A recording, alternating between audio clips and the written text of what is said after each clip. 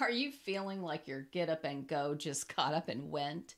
If you're battling the waves of menopause fatigue, you're not alone. In this video, I'll share some life-changing strategies along with my top secrets for reclaiming your energy, vitality, and zest for life, even during menopause. And if you're new here, I'm Dr. Gayla Gorman, a licensed acupuncturist, naturopath, and author of What's Your Kryptonite? On this channel, I'm here to help you reverse the effects of chronic stress so that you can cruise through menopause symptom-free and minimize the trial and error. I'll share what works and what doesn't. So let's just start by talking about the main culprit that makes menopause more challenging than it has to be, and that is stress. Many of us have been burning the candle at both ends for many years prior to menopause joining the party. So when we start to see signs of menopause, it's not surprising that that additional stress caused by the changes going on in our body basically piles on more than what our bodies can handle. So typically what happens with menopause, the body is designed to be able to handle that transition. It's a natural part of the aging process. But when we have adrenal fatigue and already have been maybe whack-a-moling symptoms, we've been used to running on overdrive and using stimulants like caffeine, sugar, alcohol to keep things going, then when we need a little bit of extra help from our adrenals and our body's normal stress response process, we don't have anything to donate. So that just means that this additional stress starts to wreak havoc and all kinds of symptoms start to pop up. Even symptoms maybe that we've already been experiencing, but we've been pretty much able to manage it to this point. Now, nothing we have been able to use in the past seems to work. What this also allows to happen is toxins then tend to accumulate. So our body was maybe able to handle the detoxing of the sorts of things that we were challenging it with up to this point, but now with our bodies just, literally hanging on by a thread, we can't detox the way we could before. So now toxins are accumulating, and that's just making matters worse. It's making for more stress, internal stress, that our body then is trying to handle. So what we've got to come up with is a strategy to be able to manage this additional stress. There's no way we're going to eliminate it, so we're going to need a new approach. Continue doing the same thing is not going to work. It's not even going to be able to maintain the status quo at this point. One of the first things that I started to struggle with, even back in my 30s, was sleep disturbance. And I believe it started with my first husband, who snored like a freight train. And I really struggled in that relationship. And so for any of you that struggle with a partner that snores, you have two options. One is divorce, which I don't recommend if you otherwise have a great relationship. But two is separate bedrooms. And that is the only other option I would have had to honestly survive it, because you can only last for so long with your sleep disturbed. And it really created a lot of health issues for me. All the way back again, this was starting in my late 20s. But in my early 30s, I was diagnosed with anemia. And so I was already struggling with too much stress, working too much, and, a lot of pressures in my life. And then I was diagnosed with anemia, and all of these factors contributed to my sleep challenges. So this has been an ongoing issue for me for over 30 years. It's something that I really put a lot of emphasis on. Sleep is a non-negotiable in order for us to be healthy, we have to be sleeping. Sleep is when our body does rest and repair. So one of the things that makes a big difference for me is using early time restricted eating.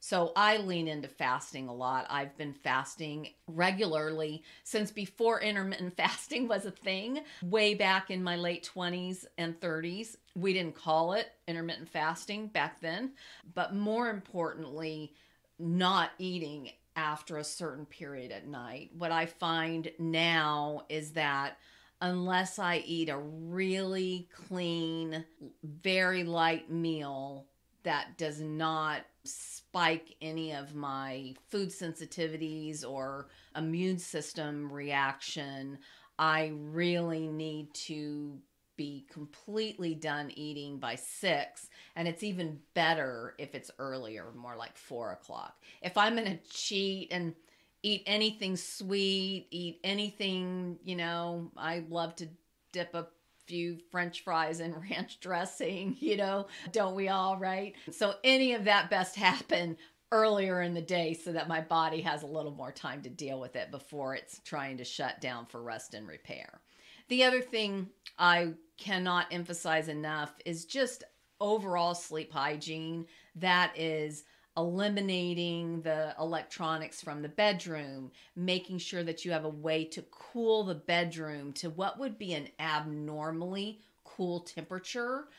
It would be uncomfortable to hang around in that temperature during the day. For example, we keep the temperature at about 74 in the summertime, and that's really comfortable for us. It's plenty cool. When you walk in the front door, you still feel like very cool air hitting you in the face, but that's way too warm for sleep. So I had to install an air conditioning unit just designed to cool only the bedroom so that we can shut the door on the bedroom and just cool that area, and we cool it down to at least 68, if not more like 65 at night. The cooler it is, there is a kind of fine line where it can get too cool, and that'll disturb my sleep as well. But somewhere between 65 and 68, if I can keep it in that range, it really is amazing how much it supports my better rest and deeper sleep. So cannot emphasize that enough. And if you are going to read at night before bed, I encourage you to do that, but most of us do it on our devices now, and that blue screen is literally the blue screen of death where sleep is concerned. You're going to need to get some, they're called blue blockers, but they're really the sunset blue blockers. They have orange lenses on them, and it's just fascinating when I put those orange tinted glasses on to read at night. In a few minutes, I'm yawning and starting to feel the effects. So it really will work wonders, and I highly recommend it. The next thing I want to talk about is exercise and what exercise works best during this period of your life. If you've been hanging around for very long here, you may know that I tried high intensity interval training, and it is recommended for women in particular who are dealing with fat accumulation, but it's typically recommended by men. And so no surprise there that they happen to miss some very important things, which is that most women have adrenal fatigue and the cortisol spike associated with high intensity interval training basically sabotages our efforts. So I do not recommend high intensity interval training. If you really just love your HIIT, then just make sure you limit the amount of time. If you see your heart rate go into the red zone, back it off and don't do it for more than 30 minutes. The next thing is yoga. And I cannot say enough things about yoga. You can literally get the job done with yoga. There are so many forms of yoga that will sort of tick every box. I broke and dislocated my right arm many years ago. Gosh, it's been over 20 years ago now. And so I'll make a very long story pretty short here. But when I got the cast off and I went to physical therapy, I went through a few sessions of physical therapy, and that's honestly a whole nother video here. But it was just fascinating to me how much pain the physical therapist put me through, essentially to demonstrate to me what was going to be required to get my range of motion back.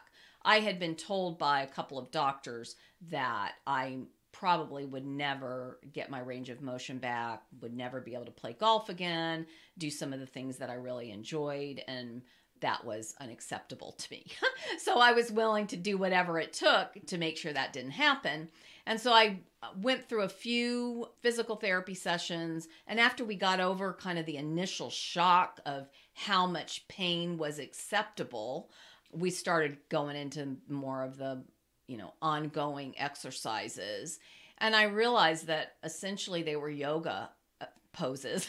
And I said, I can do this in yoga class. So I went back to yoga class, and it was incredibly painful. Highly recommend not doing what I did, and at least giving your yoga instructor a heads up for what's going on, because they're going to see you really struggling and in a lot of pain, and they're going to think you are not doing the right thing. If you are using this kind of strategy for some sort of physical therapy. But yoga is literally a one-size-fits-all, and highly recommended. I actually created a class I call the Mindful Movement class, and I have a relaxation session that's at the end of that class that I created and turned it into a resource in my MOLT method program. So if you're interested in that, just hit me up and we'll get you a link to check out the MOLT method program.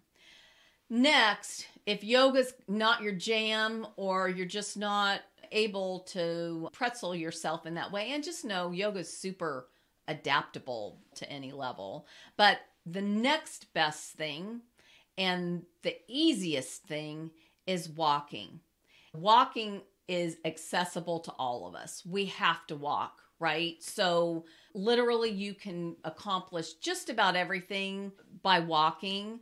The best way to walk is outside in nature and get the sunlight on your eyeballs and reset those circadian rhythms. If you can walk for even just 30 minutes in the morning, it is going to do wonders for you and your day. I just love to take a walk when I have a lot on my mind. It's just the best way I've found to work through it. So this type of movement also offsets the stress caused by overthinking, which many of us are guilty of. I'm sure you can relate to that. So this is just an example of one of the countless ways stress creates symptoms and other health issues, especially during menopause. I created a video that shows you how to eliminate menopause symptoms naturally. I'll make sure to link to it below this video, but make sure you hit subscribe too, because I share a lot of tips when it comes to dealing with stress that's become toxic. Relieving the nasty symptoms stress creates makes navigating through menopause a breeze. Next, let's talk about nutrition. You may recall just a moment ago that I talked to you about eating things that spiked my immune system. And so these are things that we have sensitivities to, and basically our bodies, just with our unique genetic makeup and what we've got going on, our bodies have developed sensitivities to them, and our immune system spikes when we force our system to try to deal with them. So one of the things that I suggest to people, if they're kind of trying to DIY this at home, is to avoid what I refer to as the big five, and that is dairy, gluten, yeast, sugar, and alcohol. When you work with me one-on-one, We typically don't have to eliminate all 5 of those, certainly not eliminate them completely. But if you're trying to DIY this at home and you don't have more sophisticated way of figuring out exactly what's causing the problem, then try eliminating all of those and see what immediate positive effects you'll have. I will say that if you think about it, arguably people will say that you need dairy. I disagree, certainly knowing how many of the women that I work with have a severe reaction to dairy, and they don't even really realize it's going on because they've been living with it for so long. But dairy really just pretty much has to go for almost everyone here in the United States. And then there's really no redeeming quality in wheat, and our wheat supply is sprayed with glyphosate unless you eat everything organic. And so wheat is definitely a problem. Yeast contributes to candida and other overgrowth, digestive issues. So minimizing yeast is really important. And then sugar, like, we really have no need for sugar. Just, a very tiny fractional amount to garnish things is really all we need. And again, we've been conditioned with our standard American diet to think everything has to be sweet. So I don't suggest you replace sugar with artificial sweeteners. That's just going to cause different issues. So if you're going to eat something sweet, I want you to use a real sweetener, raw sugar, honey, maple syrup. But the best thing to do is to eliminate sugar as much as possible. And then alcohol, I'm with you. I love a glass or two of red wine here and there, but in reality, there's no redeeming qualities really about alcohol consumption in any amount. And so if you're going to consume it, make sure you really enjoy it. So moving on, the next thing we need to really talk about here is protein. And many of us are not consuming enough protein. We may have adopted a mostly plant-based diet or just don't naturally make protein our first thought when we're putting our meals together. Because I lean into intermittent fasting pretty heavily, I rarely eat 3 meals. Typically, I'll eat 2 meals in a day. And so if I need to get 50-ish grams of protein, I need to get between 20 and 30 grams of protein in each meal. And you don't really need a lot more than that. Again, there are arguments there, but I believe that if we really focused on regularly getting 20 to 30 grams of protein in every meal, around 50 grams of protein every day, high quality protein, we would not have some of the issues that we have, including anemia, which I talked about on another recent video. So if you are wondering if you're getting enough protein, one of the best things to do that was really eye-opening for me is take a couple of your common meals and just go see how much protein is in that meal. So the plant-based eaters will tell you there's protein in broccoli and there's protein in lentils, but the amount of lentils you would have to eat to get to 25, 30 grams of protein in a meal, you would never consume that many lentils.